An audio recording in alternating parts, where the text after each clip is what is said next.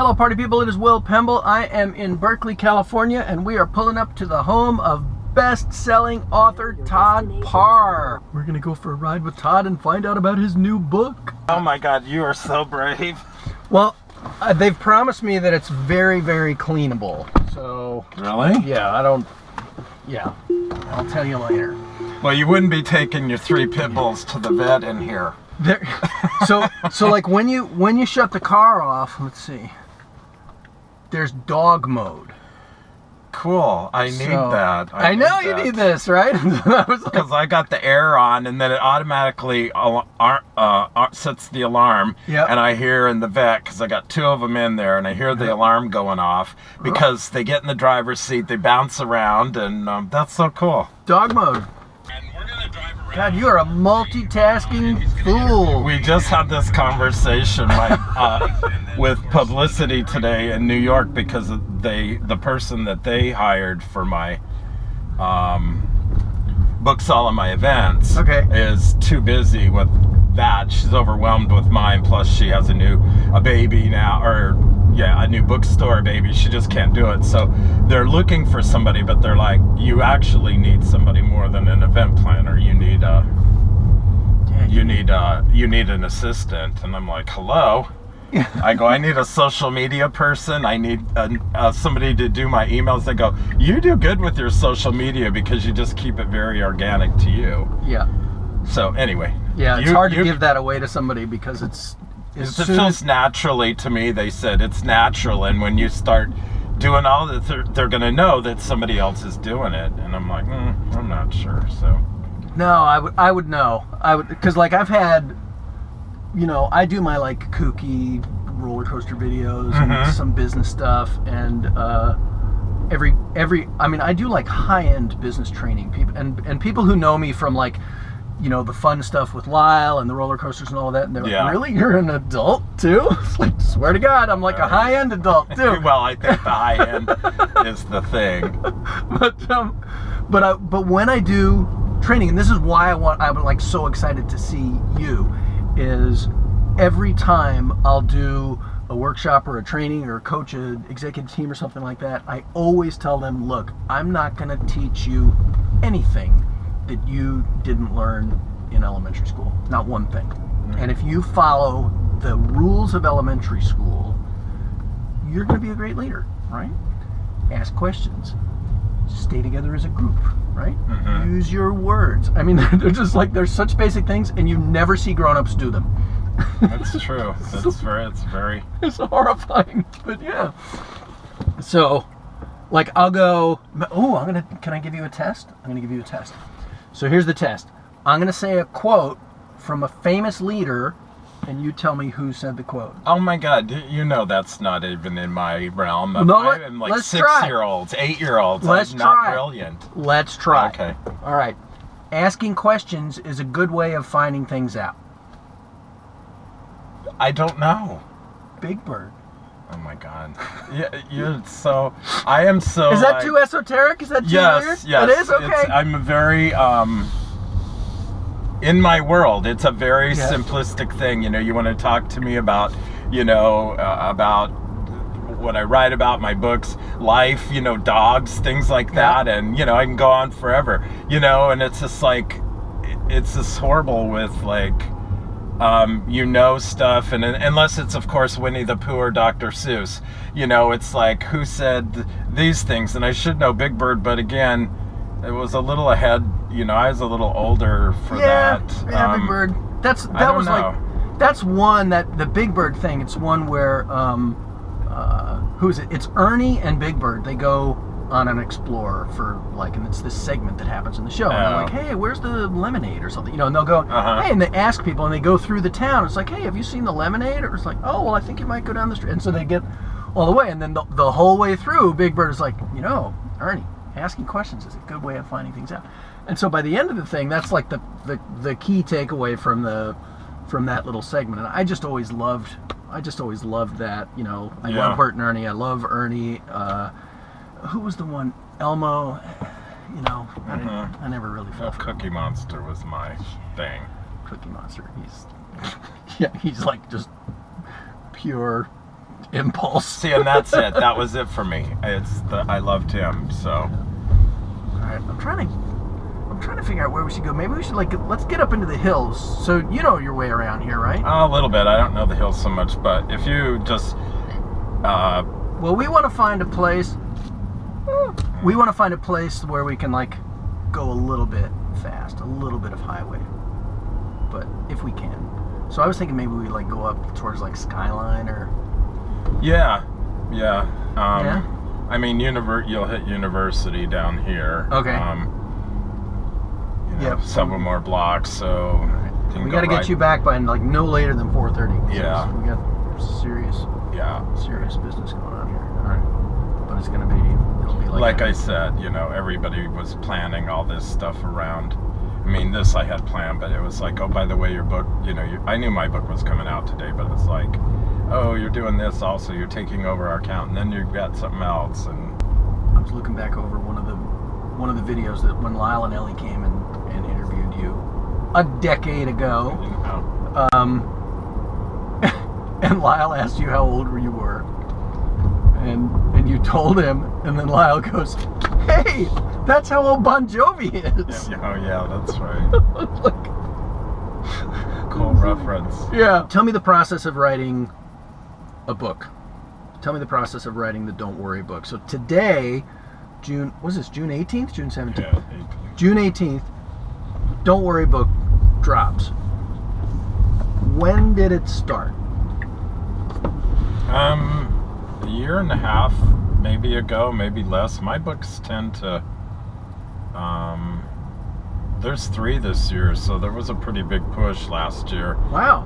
And the rule used to be about a year and a half out. A year was cutting it close, and I think we've pushed some of mine even in at 10 months, 11 months total, from start to editorial to shipping.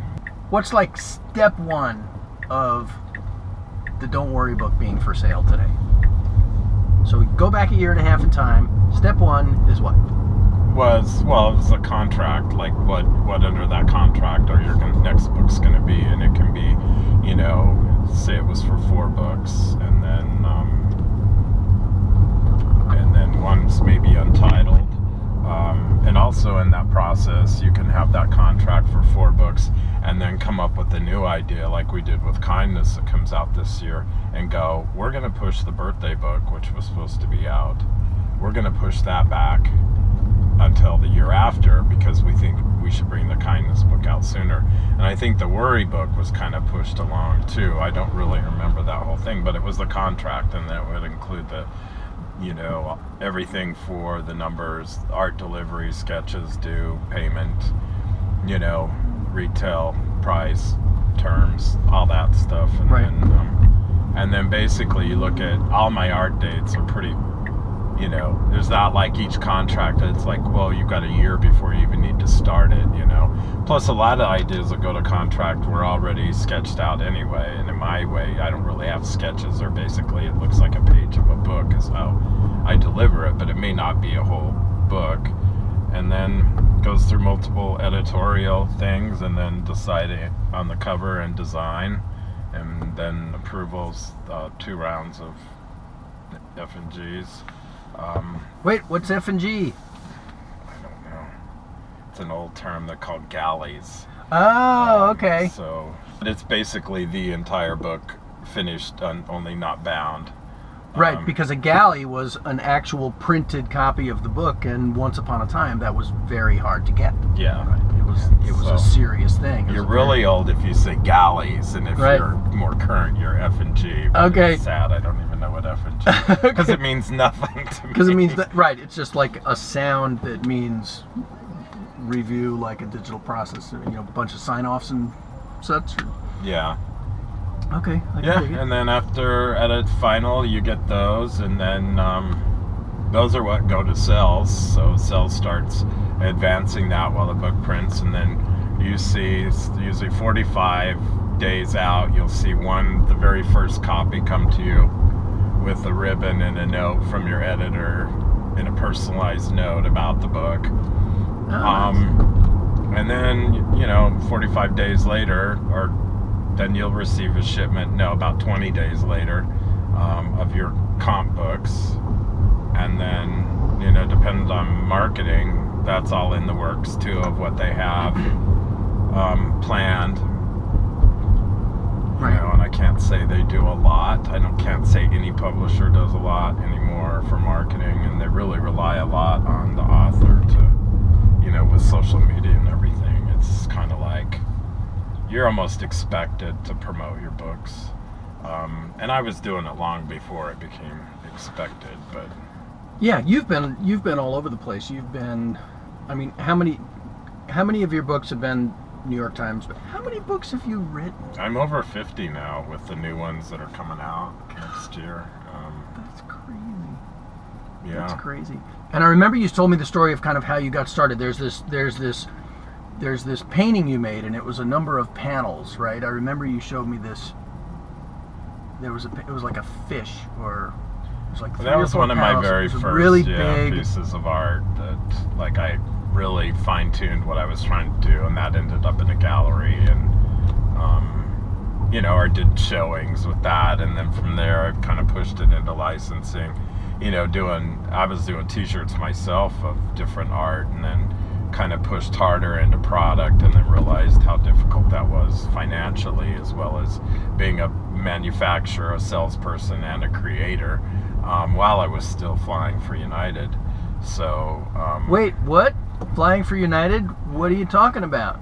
You knew that. I didn't know this. This is new information, Todd Parr. On my Facebook, I think it's on my, I don't know if it's, my website's gone so many changes now. Some of the old stuff's all disappeared from there.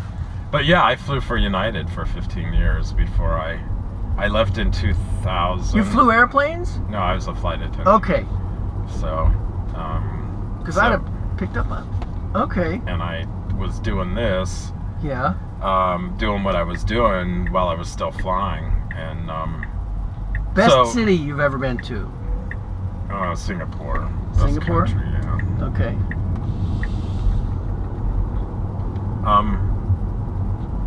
Do you get perks forever from United, or is that? No, I left with nothing. I was taking leaves, and they were not offering leaves anymore. So they said, you either have to come back or you have to quit. You were like, and I was like, your terms. I don't want to give up the benefits, the insurance and everything, because I wasn't fully making it then. Right. So, and then you got your first book deal. I had it while I was flying. Okay. Actually. Okay. And I got a 4-book deal then. And, a 4-book deal? Yeah, they were little books. So the OK book, This Is My Hair, Do's and Don'ts. Wait a minute, which Do's and Don'ts? Little or just Do's and Don'ts? It was just Do's and Don'ts. Okay.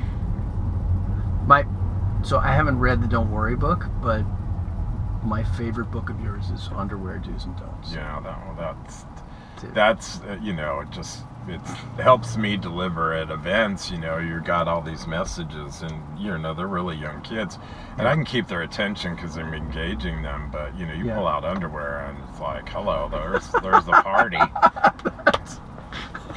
And they love you and they laugh, and so that's my savior, is that is humor in what I do, because it's really complicated to understand for younger kids. But mine is the Goodbye book. That's your favorite? Yeah, that's my favorite. What inspired the Goodbye book? Just saying goodbye, and it's really hard to talk about all the issues that we have to say goodbye to people, especially for kids that lose, a grandparent. The class pet dies. I mean, how do you talk about that? It's so complicated, and I thought about it for 7 years. I needed to do that book, but I couldn't figure out what it was going to be, because this is so hard when you figure it's got to appeal to 3-4-year-olds. How are you going to? And then one day it hit me. I did it, and I was so proud of that. And that's one of the books I think I'm most proud of that. It's okay to be different helped define what I was trying to do overall, but the goodbye book was really very powerful because it's just really hard to say goodbye, and then it's what you feel like, but simplifying it using a fish in different settings about being happy, sad, mad, wonder where they went, what they're doing now, and then to eventually you'll start to feel better, you might feel like, and then remembering all the special times. And you know, I got an email from someone in their 70s who said a friend of theirs shared that book with her after she'd recently lost her husband of 55 years, and for the first time in a week she was actually able to sleep after reading my comforting words, and extended her condolences to me because somebody couldn't have written a book like this without experienced loss themselves. Yeah. And I thought, this is why when people say, what age group do you write for? And I say 4 to 8 and adult, because sometimes adults just need a few simple words with pictures to help express emotions and feelings and help you feel better than to be reading some complex thing. You know, it's the power of simplicity. So I'm really proud of that book, and it was a slow build on it because, you know, you're not going to go rush into the store, oh, a book about goodbye, yay, let's buy that. Yeah. But it's not sad, but people cry. Adults cry all the time in it because, sure. because you know, but it found its home. It's kind of like the family book, you know, which is multiple reprints. You know, that book is when people need a book about death that isn't heavy, preachy, teachy. So 4 to 8 and adult. All right. And that's the big puzzle for me, because I do, you know, I try to teach things to adults, which I don't know if you've tried that, but it can. It's, as an adult, it's very hard to learn things. I know that. And so I'm continually going back to the most basic, most simple, fewest syllables that I can find. Mm-hmm. Because what we as adults tend to do, or what adults tend to do, I think, is we bury ourselves in the complexity. Mm-hmm. But especially, you know, you think about something, you know, something like the goodbye book, where you're going to read like the 5 stages of grief, and you're going to like graph this shit out on a you know, spreadsheet, which is going to help you to better understand and process the loss of a mother, a father, a kid, a sister, a fish. No. Mm-hmm. It's like your book is what's going to help. Yeah. And like, you know, it's like I can teach you all about electricity. It's still going to be electricity at the end of it. And that's kind of the so that's again my big old thesis is. Well, I love that approach of, you know, what you learn in school, because again, it's the, you know, in interviews and that, well, like, you know, what are your books about? What do you try to tell people in it? And it's just very simple, basic things, you know, be kind, believe in yourself, you know, like help others, just learn about differences, ask questions, you know, accept other people, accept your, you know, accepting of other people. I remember the Daddy book. Mm-hmm. That's still in multiple reprint.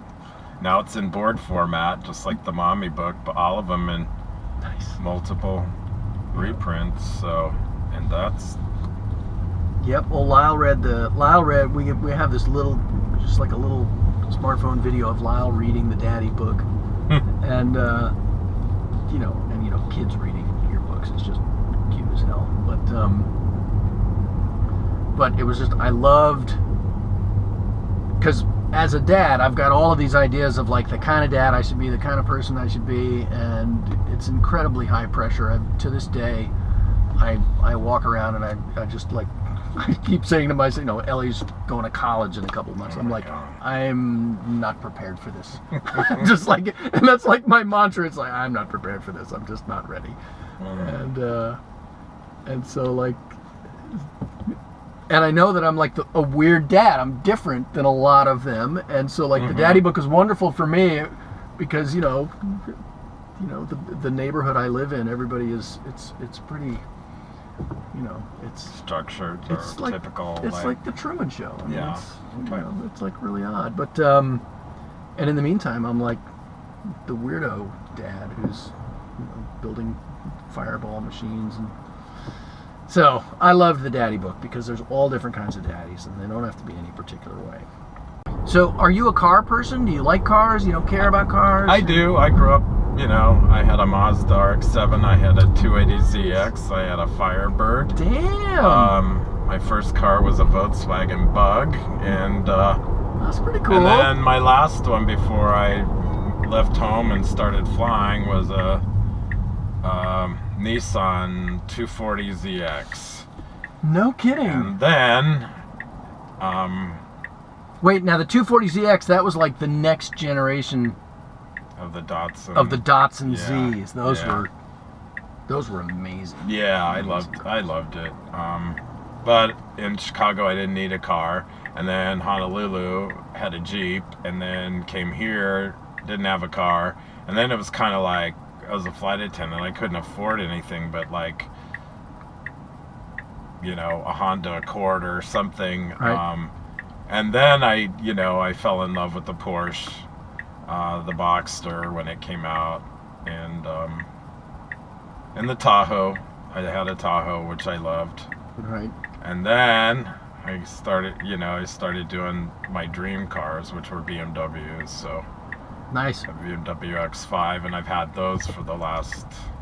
Oh, your next 5 guy? 15 years. I've had 2. I've had the 3.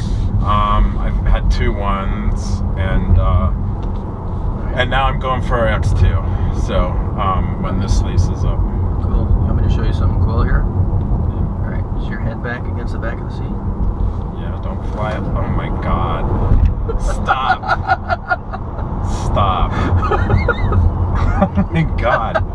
That's like I want to say effing roller coaster. Todd, that's crazy. We don't use that kind of language. No, and I didn't. You, even in the moment, I didn't say it. But oh my God, that is crazy. Isn't that insane? So this car goes. You mentioned Porsches. I had a Porsche 911 of some sort, and it went to like 0 to 60 in 4 seconds. So that's over than that. Yeah, definitely. But so it would go to. This car goes 0 to 60 miles an hour in 3 seconds. 1, 2, 3, and so that was like 1.5 seconds.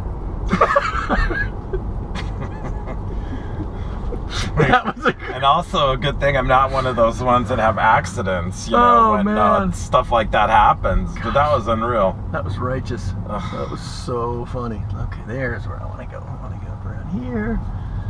Sneak up here. I went for a ride with a buddy of mine who actually races cars, and he's drives Porsches and all that sort of stuff. And we were upper by Brioni's, out in the hills, and he was driving, and he just I felt very safe and very comfortable because he's a really skilled driver. But boy howdy, this guy was definitely playing for keeps. Really? Yep. All right, you want to drive? Come on, what do you think? I don't know. Come on, what do you think? How about this? Why don't you drive, and I'll read the Don't Worry book while you're driving, and that will help you to not worry so much about the driving. I don't know. Todd. This is your brand new car. It's not like you had it for... It's a thing. It has no intrinsic value. It's a toy, and you must share it. Hey, wait a minute. Do you have a book about sharing? No, but it's on the list. It's on the list? Because why? Why would sharing...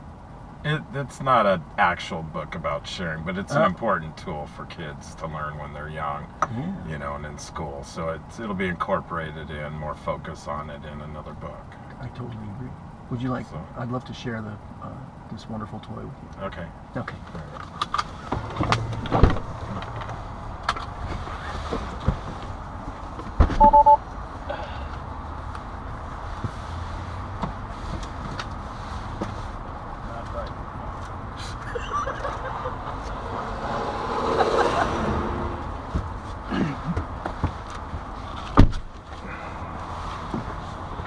So when you put your foot on the brake, it'll like do some things. It'll adjust you. We're about the same sized person, so. But you can, it's like a car. You fix it and adjust it. So yeah, it feels pretty good, but I don't know how to shift or anything in it. Oh, no. So you just push. I mean, like to put it in drive even, so you just go down? Yeah, just push down. No, a little bit harder. Now it's in drive.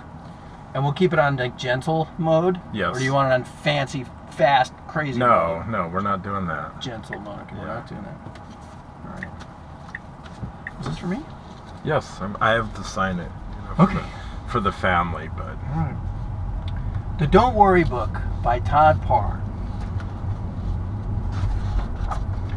The Don't Worry Book by Todd Parr. I'm gonna hold this up really good. All right. Sometimes you worry. Worrying happens when you think too much about a problem or feel afraid that something bad is going to happen. You might worry when you meet... Oh, it's totally up to you. I'm already not worried. I don't drive up around here. You just drive here on Earth. You might worry when you meet someone for the first time. When someone is being mean. When it's dark. When you're trying to sleep. Or when you're driving somebody's brand new Tesla. or when you go to the bathroom. When you go somewhere new. This might fit that. When you're alone. Or when you have too much to do. You might worry when it rains. When you get sick or have to go to the doctor. When watching TV. There's your dogs. I met the dogs. Or from looking at screens too much. That can make you worry. You might worry when someone is being loud.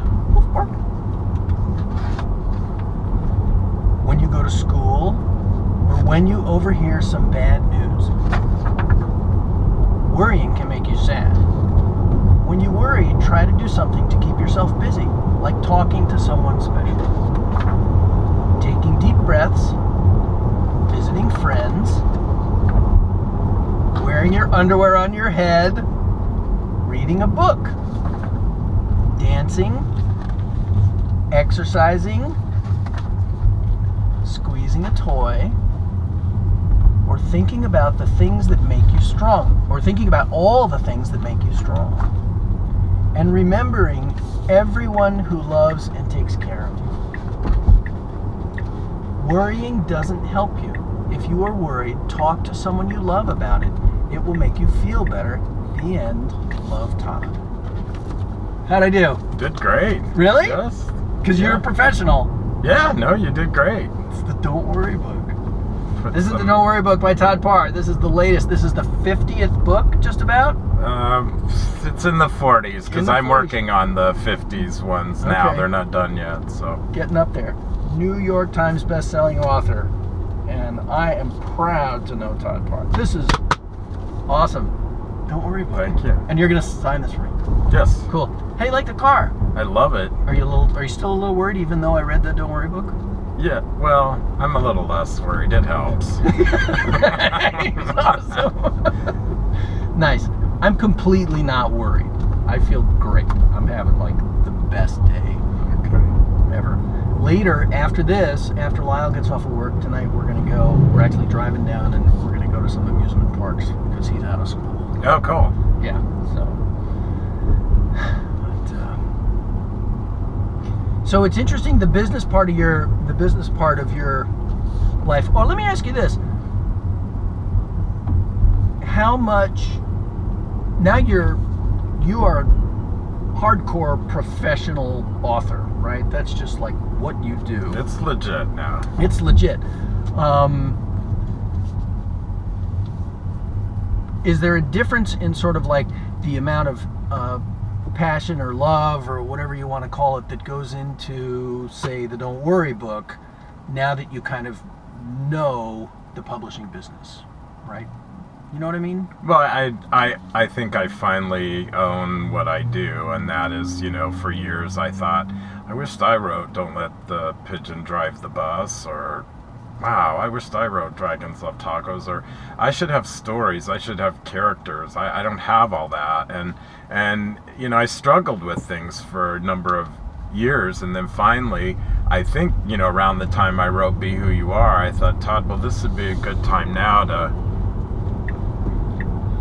I just don't have any guts driving this car. In mine, I would have cut over already, but I'm like, I can't. Well, you're very polite. Well, but I think I finally realized, you know, it's like you're writing a book about Be Who You Are, but yet you keep thinking you need to be a different author than you are, and you should embrace what you've done and own it,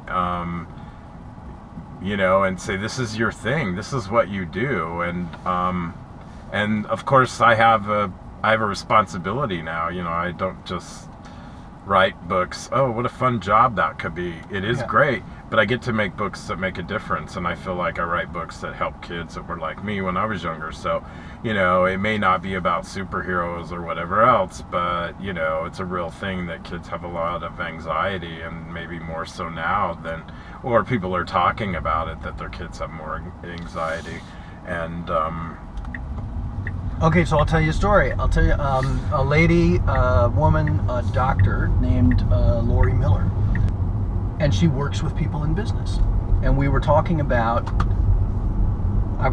so like, what's the big challenge with people in business? And she says, oh, well, here's the thing about in business. What happens is when you know, people start to feel stress at work and so on and so forth, what they'll do is they'll start to like ruminate. Really, what's ruminating? And ruminate is like a fancy word for worrying. And we had an hour-long conversation where she would describe to me the mechanics of rumination and what strategies we should use. And it was really useful and interesting, and I admire Lori a lot.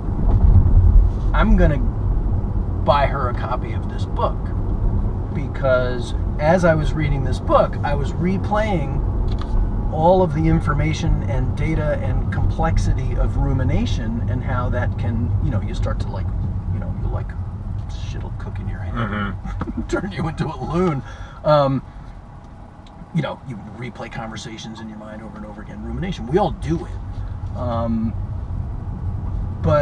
And her job is to help people avoid that, and she does it by explaining it in pretty complicated ways. I mean, you know, not, you know, I mean, any intelligent person, including kids, can figure it out.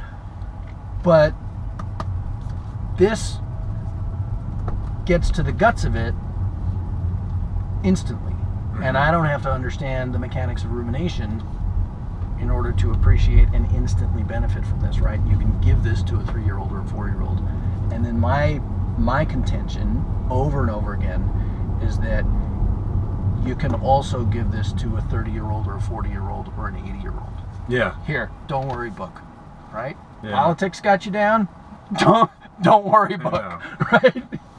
No. And so that's like, this is brilliant, man. It's like, well, thank you. That was, you know, one of the things, you know, in the beginning, I just wrote from the heart. I didn't know what I was doing. And then you start hearing from people of how they use your books. And, you know, the number of psychologists and people that help children from a clinical, you know, view or that I've heard from over the years is amazing, you know, and it makes me feel like, you know, people ask, do you have a degree in child psychology? And I went, oh my, if you knew. I barely graduated high school, you know, and I'm kind of sheepish, like I'm embarrassed, you know, that you would even think that. But then I realized maybe the strength of my work that I write about it is not over-medicated. It is simple. It's just matter of fact. And maybe that's what makes it easy for me to deliver these messages that are really complicated, because my art style's so young and that I don't have all this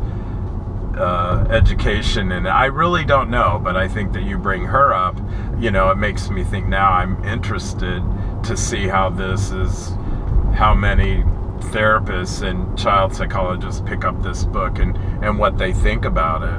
Yeah, I'm again, you know, Lori and I were like pals online, and we've had, you know, she was on my, you know, I interviewed her on the podcast and all that, and I deeply admire this woman. She is, you know, like from the heart, definitely one of the good guys, and she teaches this, And that's the thing, is like you've been through some stuff, right? Yeah. You've been, like, seriously been through some stuff. And but you've come out the other end of it, right? Yeah. Apparently stable, normal, family, happy, content. You know, I mean, you've made a life. I think it helps to say, you know, life is for living. It is not for surviving. And I think no matter what happens to you, and again, some things people can't overcome, and I often wondered about myself, but I'm kind of like, well, you better figure it out, because you're still here. You want a lot out of this world in your life. You've got a lot to do. There's a lot you want to see. You're going to have to figure this out and move on, because you're still here, regardless of how sad you are or how devastated or from this, you know, things that happen that you are, you know. And then you simplify it some and go, well, it's called life. Well, yes, it is called life, but, you know, it's hard. But I think the thing for me, it just comes down to is, it's like, well, do you want to be happy or sad every day?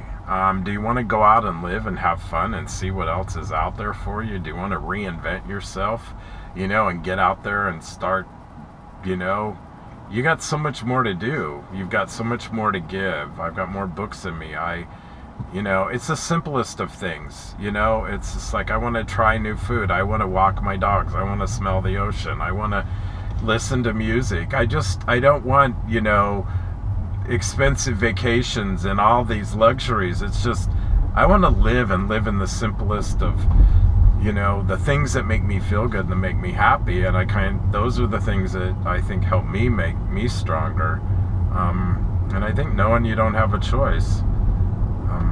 If I don't fix and help myself, who am I going to rely on to do it? Because no one can do it. But I've needed help, and I don't have a problem asking for it. I find myself around leaders, and invariably a leader's job, you know, people rely on the leader to, you know, keep the wheels on the wagon, motivate the troops, answer the question, you know, whatever. And so I'm around people whose job a lot of the time, most of the time, is to, you know, be the man, so to speak, right? Mm-hmm. Have the answer, calm me down, whatever that is. And I'm that person now and again, right? In a lot of the roles that I play in my life, I'm the person that people rely on, right? I'm the trainer, I'm the dad, I'm the husband. I'm supposed to generate the money and bring that back. I'm got to keep the conversation going, all of those things. And I saw this video online by a woman named Shay Rowbottom, and she lives in Miami, Florida, and she's a marketing person, really gifted, brilliant marketing person. And she started talking about, she like shared the story of how she had gone through depression, right? And she's the kind of person when you'd see her or meet her, you wouldn't imagine this person would ever be depressed, right? They're energetic, they're engaging, they're wonderful. But that person, a lot of times, you know, when the lights go down or the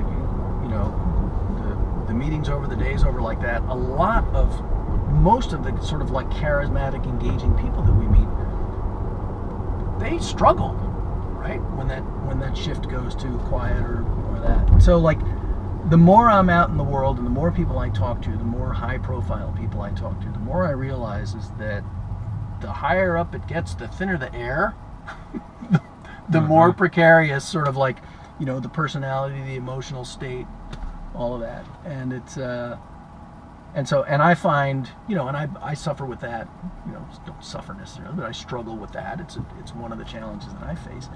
And so I was just so happy when I saw I think it was an Instagram post, right? You just put an Instagram post up and he was just like, hey, don't worry, book, it's coming out. And I was like, oh, that's such great news. Yeah. Why do I worry sometimes? Well, yeah, again, you know, it's for me. I'm already on the Joyful book, you know, for fall next year. It's that is so finishing cool. that up. So this comes out today, and I'm like, oh, I was worrying about this year ago. It's so this is over for you. I'm like, over, you're on to the next. But it gets exciting now because then I'm gonna like start to see how people react, and like you, and hear from people, and I already have. I've heard from a lot of people that's like, oh, you don't know how much I need this book, and you know, my kids have so much anxiety, and I've just noticed recently, and you know, I hear that. So, and it's always very rewarding for me for that. I never get tired of hearing how people use my books or help, or even people that like, how can you help me get started? Because I always remember what that's like, and I wished I had this magical answer for people that says, I have a book, how can you, you know, any ideas? And I'm like, I don't know, but I feel you. But you know, in my case, it's by not giving up that led me into books which I was not seeking. So you know, it's again, I think it's just being mindful and treat people how you want to be treated, and you know, the bigger you get, the higher up you get, you tend to think, maybe you forget about what it was once like in your life, you know, when you weren't so high up, and the struggles that you went through, and you just tend to dismiss people that it's, I don't, you know, I'm up here now. And for me, it's still like, no matter where I'm at in the spectrum of, you know, authors or whatever, when somebody says to me, it's still very genuine. I feel their determination and their struggle. I just wish I had that couple quick words that really did it, but I'm like, I don't know, just don't give up, because it led me down someplace. I wasn't trying to write books, and it was my art, and by not giving up, look what happened, you know? I mean, so anyway, I you know, again, I think I'm the same person I am today that I was 50 years ago, you know? Yeah. It's just me, not changed at all, but no, because I was looking at tape from when we visited you with the kids, and you're the same, you know, you're the same guy. You're you know, you're like the genuine article, and that I think, if you could, there was some, it was not a particularly good movie, but it was a Tina Fey movie, and she was, you know, she played an admissions counselor for an Ivy League school, and her job was to like give people tips and tricks on how to get admitted to a school. And in this moment of weakness in the movie, she's like depressed or bugged about something, and it's not going well, and she's doing the talk. And one of the kids says, well, what do you think, you know, what's the advice? And she was like, you know what? Be yourself. You're all you have. And that really, really resonated with me, because I'm all I have. You're all you have. And that's, and like all of the rest of it, anything, if we go back to the conversation you had about, like, you know, your social media team, well, okay, but if you can delegate something to somebody else and they can do it exactly the way you could, then that's not what makes you special. It's the stuff that only I can do. It's the stuff that only you can do. I believe that is the best tip to give somebody for, you know, how do I be successful in leadership training, web hosting, how do I build, you know, this, how do I be a great author, how do you just like figure out what is uniquely you and do that harder and stronger than anything else. I love that. Because that's what you've done. Well, yeah, but you use this word, like, and I tell people, you know, that have a book idea, and it's say it's about their kids, and they think their kids are the most beautiful things in the world to write about. But I'm like, but what is going to make somebody else appreciate that about your kids the way that you do? They don't know your kids, you know, and you need to take, even if it's a book about love. And I learned this lesson, you know, and I said, I don't want to write an I love you book. Why? Because there's a million out there. Well, there's not a Todd Parr one. My editor said that, and I said, oh, you're right. And then I realized I could put in all those things that made it uniquely me. And when I tell people that, I said, just whatever your idea is, don't worry about if there's a million out there. How to make it, none of them. uniquely you, that you own it and stand behind it. And so I love when you said that. I was like, oh, it sounds like me. It's funny you should mention I Love You book. But you know, you have it. I saw it. But you know what? That is the book that happened on, where I learned my lesson. You know, and making it me was like putting in things. I love you when you're stinky. I love you when you hide my keys. Yep. And they said, no, we're going to take some of that out. And I go, no, this is the stuff that no other I love you book has, that parents deal with every day. Like, oh, remember that time I lost my job because I was late for work the 5th time because you hid my keys? That was so cute. And then now you're giving this book to your child at graduation, and it's those memories, those unique things that are in it. And again, everybody, any I Love You book professional editor, right? Well, I've edited 30 books on the topic of love. I've edited 30 children's books on the topic of love, and I can tell you from my experience that I Love You When You're Stinky is not a good idea. But you know what? Todd Parr thinks it is a good idea. So only you would do that. And that's a great example. But also my editor, because when new editors come in, or that she oversees, or even in editorial and design, and they'll go to her and say, I don't know. And she's, that's a very Todd thing. He's kind of known for this stuff, so just leave it. And this just happened. Recently I heard about that someone new, I think in design or in editor, I think it's design, went to Megan and said, all these feet are different colors, like the shoes are 2 different colors. Is that a mistake?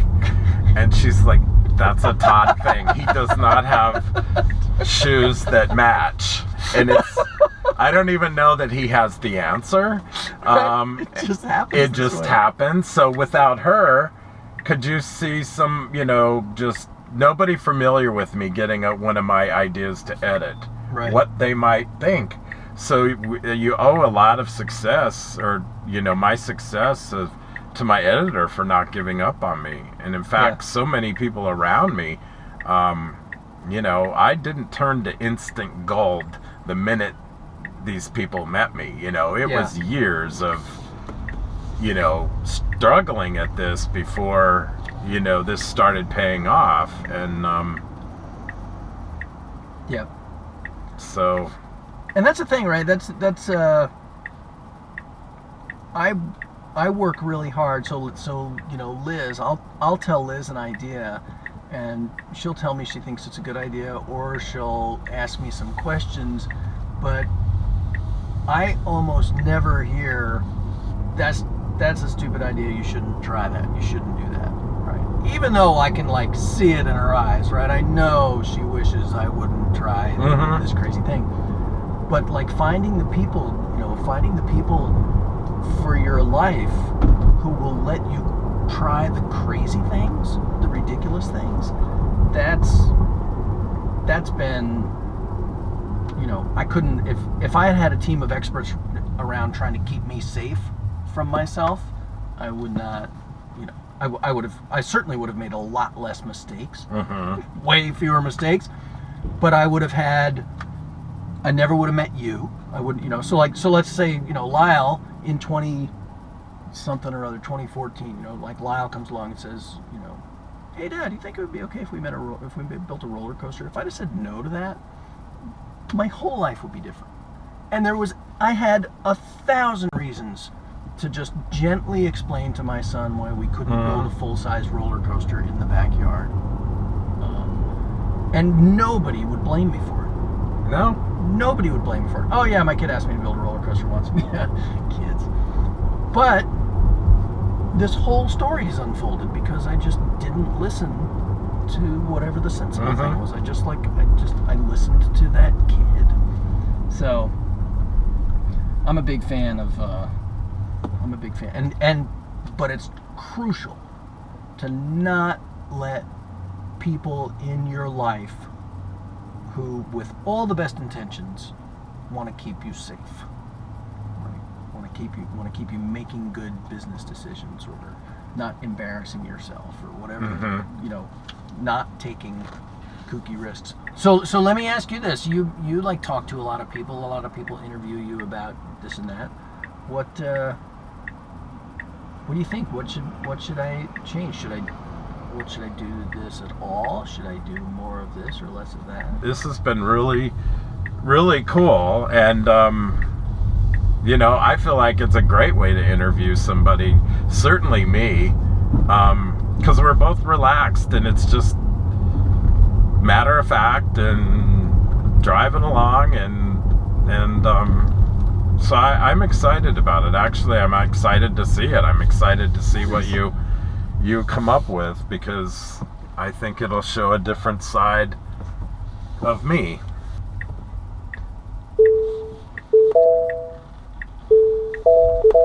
See, look, it's helping you. I know. If you go towards the gate a little bit more, just kind of scooch up towards the gate a little bit more. Watch. It'll like tell you how far from the gate you are in a minute. It better. I don't want to hit it. I want to do, because I'm going to finish this, if you don't mind. Sure, let's do it. I don't know. I need to like in. Now I'm hanging with Will Pemble. He's the goal boss, and he's the All right, now we posted that one, right? No, I haven't. I'm gonna add some hashtags to it and all that, but nice. But I need to like say like I'm gonna have you read the last page of the book. Last page of the book? Okay. Yeah, but when you're ready, and then I'll say like. As if we just read the whole book? I'm going to say that, and then I'll say... All right. You tell me when you're ready. Okay, so we just went for an hour-long drive, me and the goal boss, Will Pemble. He read the Don't Worry book to me. He hadn't seen it before, and I drove his brand new Tesla, and I did not wreck, which I was worried about. So he's going to read the last page of the Don't Worry book. All right. Worrying doesn't help you. If you are worried, talk to someone you love about it. It will make you feel better. The end. Love, Todd. And Will. So we just went for an hour-long drive. Me and the goal boss, Will Pemble. He read the Don't Worry book to me. He hadn't seen it before. Cool.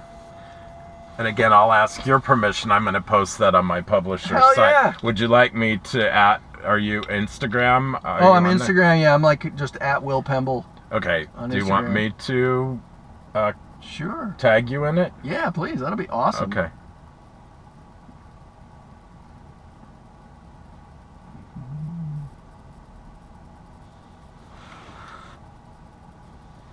Can I put that on that? We'll hide the I love you book. We don't want confusion. Oh wait, let me stop you 1 second there. Okay, there. Now we don't have your street address. Oh, good. I'm not sure I'm posting this. I think it's more for me, because when I start adding logos of Tesla and that, it's like really, Todd. We know you're successful. You've written $50 in your Tesla, Todd. Yeah. It just doesn't. I'm pretty careful. Like, I don't have a BMW logo in mine either. Not that. That's really it's funny. just not. The people I write for can't even afford food most of the time. So, well, thank you very much, brother. Do you want me to sign this to the family, to you? Yeah. You know what? Sign it to Ellie and Lyle. Okay. Because I still have like the pictures that you did for them. It's E-L-L-I. E-L-L-I-E.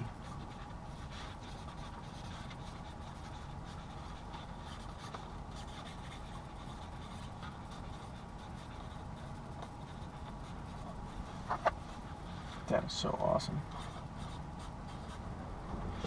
All right, man. Let me get open that up there. So we're gonna get a picture of the handoff. Oops. All right. That is awesome, dude. All right, that shit's going on the Instagram. I hope you don't mind. Nope, not at all. I appreciate it. All right. Thank you. Todd Parr. The end, love Todd. The end, love Todd.